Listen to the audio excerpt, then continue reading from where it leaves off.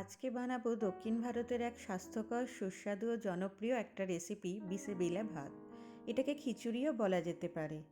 এখানে আমি 1 কাপ পরিমাণ অড়হর ডাল বা তুর ডাল ও 1 কাপ জিরা রাইস বা গোবিন্দভোগ চাল ভালোভাবে ধুয়ে পরিষ্কার করে নিয়েছি। এখানে আমি বেশ কিছু সবজি যেমন আলু, গাজর, বিনস, ক্যাপসিকাম, মটর এগুলো নিয়েছি। এর সাথে ওলকপিও দিলে খুব ভালো স্বাদ আসে। এই সবজিগুলোর মধ্যে বিনস, গাজর, আলু এগুলো আমি একটু লবণ আর হলুদ দিয়ে প্রেসার কুকারে ওই চাল আর ডালের সাথে সিটি দিয়ে নেব। দুটো মতো হুইসেল দিলেই চলবে। একটা বাটিতে কিছুটা পরিমাণ তেঁতুল ভিজিয়ে রেখেছি।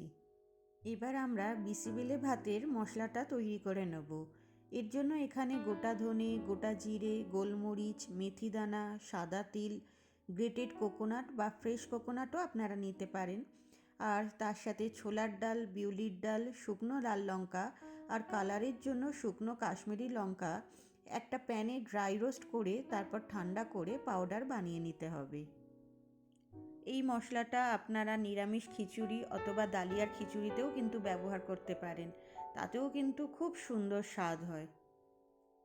এবার কিছু পরিমাণ কাজু বাদাম আমি এখানে লাল লাল করে ভেজে নিয়েছি।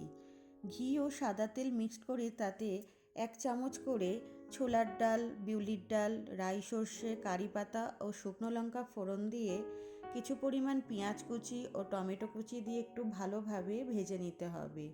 এর সাথে ক্যাপসিকাম ও মটর দিয়েও একটু ভালোভাবে ভেজে নেব। এদিকে চাল, ডাল ও সবজিগুলো ভালোভাবে সেদ্ধ হয়ে গেছে।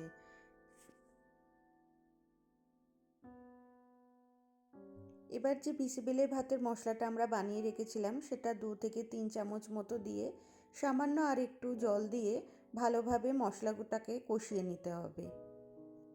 এদিকে চাল, ডাল ও সবজিগুলো ভালোভাবে সেদ্ধ হয়ে গেছে।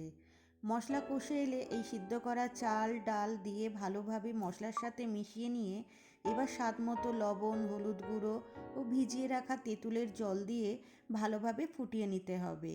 সবশেষে গ্রেটেড কোকোনাট, ঘি ও ভেজে রাখা কাজু বাদাম ছড়িয়ে দিলেই আমাদের বিসিবেলে ভাতের রেসিপি একেবারেই রেডি হয়ে যাবে। দক্ষিণ ভারতে এই বিসিবেলে ভাত কলা পাতায় পাঁপড়, আচার ও রোস্টেড বুন্দির সাথে সার্ভ করা হয়। আমিও এভাবেই সার্ভ করলাম। আপনারা অবশ্যই বাড়িতে ট্রাই করবেন এবং জানাবেন যে রেসিপিটা আপনাদের কেমন লাগলো।